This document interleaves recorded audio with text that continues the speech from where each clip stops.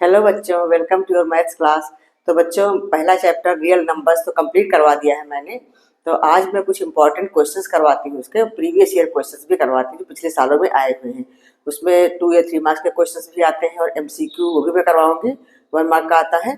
तो टोटल इस चैप्टर से 6 मार्क्स के क्वेश्चंस आते हैं बोर्ड एग्जाम में।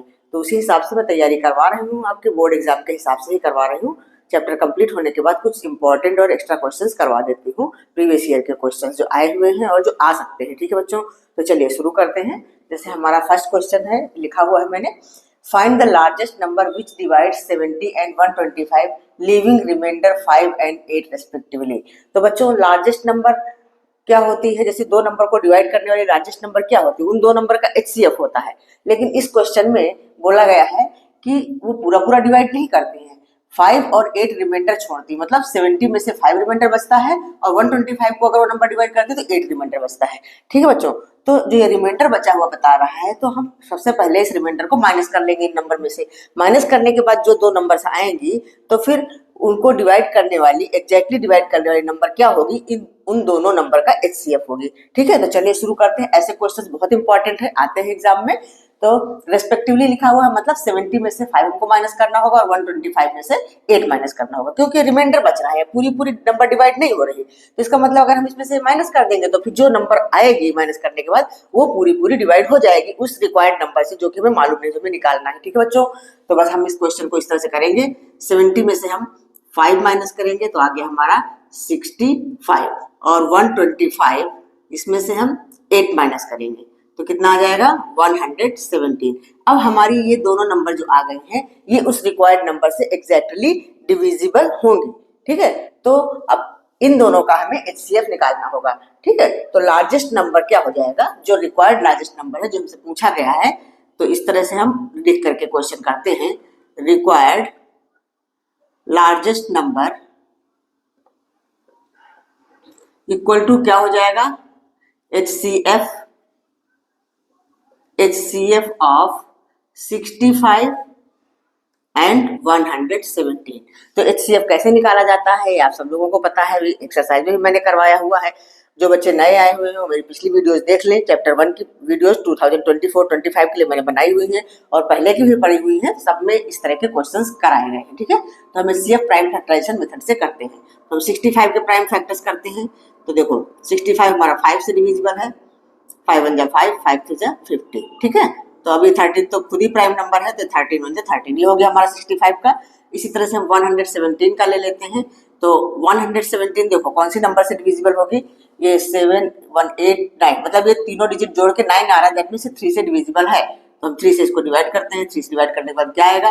3 3 जा 9, यहाँ से बच रहा है आपका 2, 27, 3 9 जा 27। फिर दोबारा हम 3 ले लेंगे तो ये आ जाएगा 13, फिर 13 13 1 जा 13। तो हमारी ये नंबर्स, इनका प्राइम फैक्टर्स हमने कर लिया। अब हम इनको इस तरह से लिख सकते हैं। 65 इक्वल टू है 5 मल्टीप्लाई 13 और 117 इसको हम लिख सकते हैं 3 मल्टीप्लाई 3 मल्टीप्लाई 13। तो हमें क्या निकालना है? एचसीएफ निकालना है। तो हम देख रहे हैं एचसीएफ क्या होता है, जो दोनों में कॉमन होता है। अब दोनों में कॉमन क्या है? हम देख रहे हैं 13 जो है दोनों में ही है। ठीक है, तो इनका एचसीएफ क्या हो जाएगा? 13। एचसीएफ इक्वल टू हो जाएगा 13। तो हम हमारी जो लार्जेस्ट नंबर पूछी गई है वो हम आंसर लिख सकते हैं। तो आंसर आप लिख सकते हो कि largest number, required largest number जो भी हमसे पूछी गई है, तो लार्जेस्ट नंबर ये हो जाएगी 13। रिक्वायर्ड आप लिख सकते हो, रिक्वायर्ड ये। ठीक है, रिक्वायर्ड लिख दो तो हमारा कंप्लीट हो जाता है। रिक्वायर्ड लिखने से ये आंसर कंप्लीट हो जाता है। या फिर ऐसे लिखो largest number which divide this and this, पूरा लिखने की जरूरत नहीं है। तो रिक्वायर्ड लार्जेस्ट नंबर है 13। ठीक है बच्चों, क्लियर हुआ, समझ में आया? तो ये हो गया सवाल। तो इस टाइप के क्वेश्चंस बोर्ड एग्जाम में आते हैं। तो चलिए हम अब और नेक्स्ट क्वेश्चन कर लेते हैं। कुछ क्वेश्चन करवा देते हैं, एमसीक्यू भी मैं करवाऊंगी। ठीक है, इसलिए पूरा वीडियो देखना, स्किप मत करना बिल्कुल भी। अब बच्चों, तो अगला क्वेश्चन है HCF and LCM of two numbers are 9 and 459 respectively. मतलब दो नंबर्स हैं जिनका HCF है 9 और LCM है 459। ये दिया हुआ है। If one of the number is 27 find the other number. ये तो बहुत ही इजी क्वेश्चन है। ये फार्मूला आप लोगों को पता है कि product of the two number equal to HCF into LCM। ठीक है, जो चैप्टर मैंने पढ़ाया था तो इस तरह क्वेश्चन करवाए थे कि product of the two number क्या होता है? HCF into LCM। तो आप पहले फार्मूला लिख लो, product of the two numbers equal to उन दोनों नंबर का HCF और इंटू LCM। ठीक है, अब product of the two number, एक नंबर हमको पता है 27, तो यहाँ पे हम लिखेंगे 27 और इंटू अदर नंबर लिख लो, या कुछ मानना है ए बी तो वो भी लिख सकते हो कि अदर नंबर को x मान लो, या अदर नंबर करके भी सवाल को कर सकते हैं।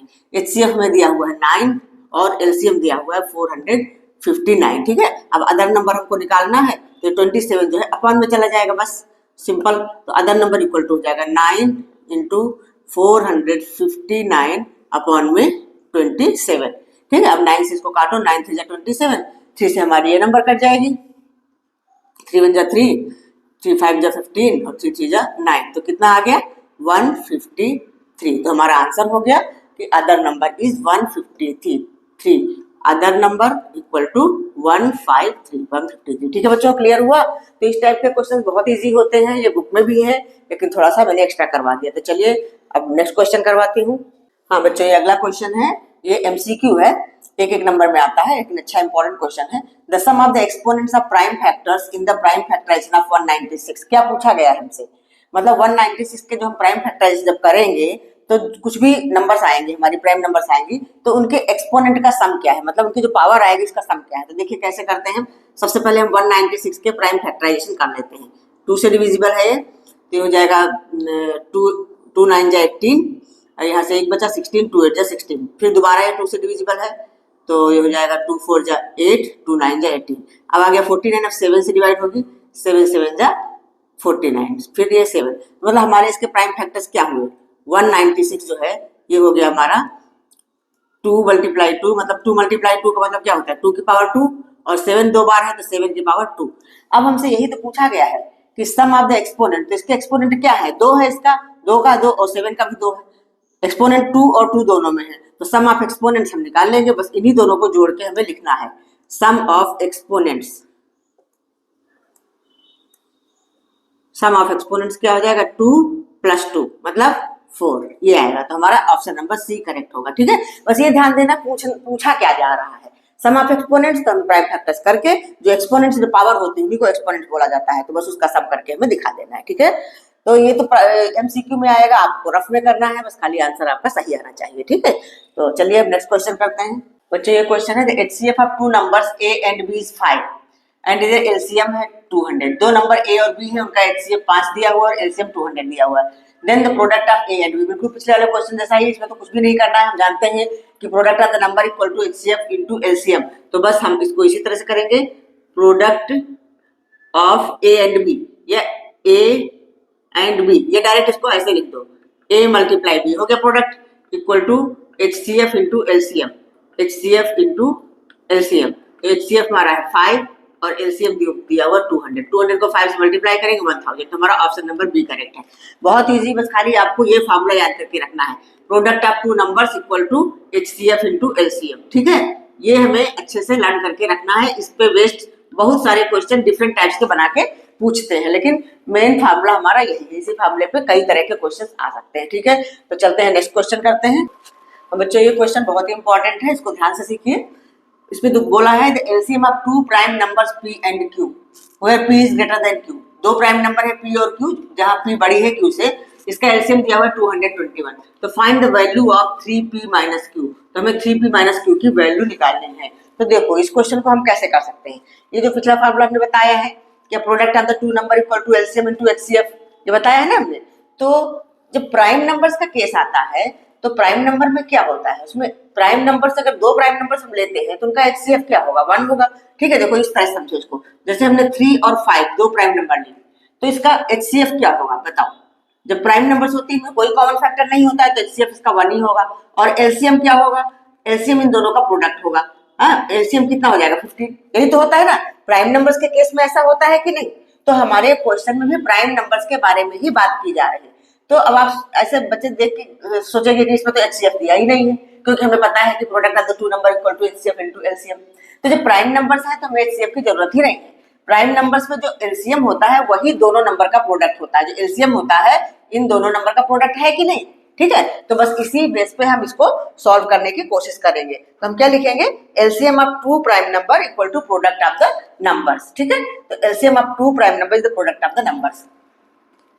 तो या इसको ऐसे लिख लो, product of prime number, product of two prime number, जो दो प्राइम नंबर हैं इनका प्रोडक्ट क्या होता है, two prime numbers equal to LCM, LCM of those numbers, LCM of given numbers, कुछ भी आप लिख सकते हो, ये समझाने के लिए, ठीक है।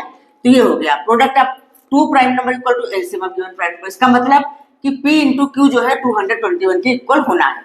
तो हम ये लिख सकते हैं जो हमारे क्वेश्चन में है P into Q equal to हो जाएगा 221। तो अब 221 के हम फैक्टराइज करके देखते हैं कि कैसे फैक्टर्स होंगे।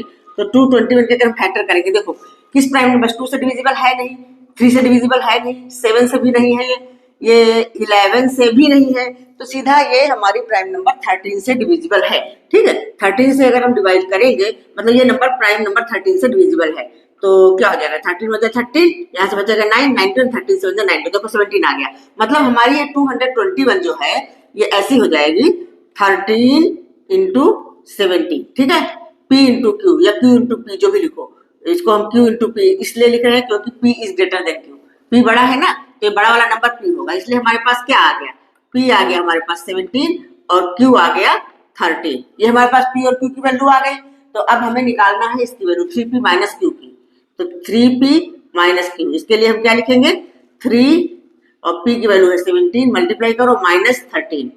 अब इसको सॉल्व कर लेते, 17 थी जा 51, 51 माइनस 13, अब 51 में से 13 घटाएंगे तो कितना आएगा, 8, 38, ठीक है। 11 में से 3 घटाया 8, इधर 4 में से 1 गया 38, तो हमारा ऑप्शन नंबर सी करेक्ट है, ठीक है बच्चों। तो इस चीज को बिल्कुल ध्यान रखो कि अगर प्राइम नंबर बोला जा रहा है तो फिर उनका एलसीएम उन नंबर्स का प्रोडक्ट ही होगा, क्योंकि प्राइम नंबर्स का एचसीएफ तो 1 होता है, सिर्फ प्राइम नंबर का एचसीएफ क्या होता है, 1 ही होता है ना।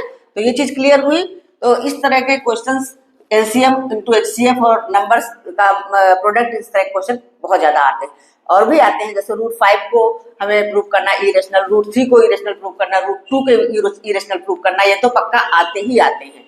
और भी जैसे 2 + 3 रूट 5 इनको इरेशनल प्रूव करना है, तो ये मैं अभी नहीं करवा रहा हूँ, मैंने एक्सरसाइज जब करवाया है, चैप्टर करवाया था, सारा बता दिया है, इसलिए उसको दोबारा नहीं करवाऊँ। सेम वही प्रोसेस है, दोबारा करने की जरूरत है, थोड़ा सा न्यू क्वेश्चंस थे इसलिए मैंने आप लोगों को ये करवा दिया है। तो आई होप आप लोगों को समझ में आया होगा। आपका चैप्टर 1 कंप्लीट है, अब चैप्टर 1 कंप्लीट हो चुका है, ठीक है बच्चों। अभी तो बहुत सारे बच्चों के स्कूल भी नहीं खुले होंगे और चैप्टर 1 हमने कंप्लीट करवा दिया है। अब हम नेक्स्ट चैप्टर भी करवाएंगे और साथ साथ में साइंस भी पढ़ाऊंगी, ठीक है। तो आप लोग साइंस पढ़ना चाहते हो तो भी आप हमारा चैनल सब्सक्राइब करिए, ठीक है। अगर वीडियो अच्छा लगा हो तो लाइक करिए, शेयर करिए और सब्सक्राइब करिए, अपने फ्रेंड्स को भी बताइए, ठीक है बच्चों। तो आज के लिए इतना ही, अब मिलते हैं नेक्स्ट वीडियो में।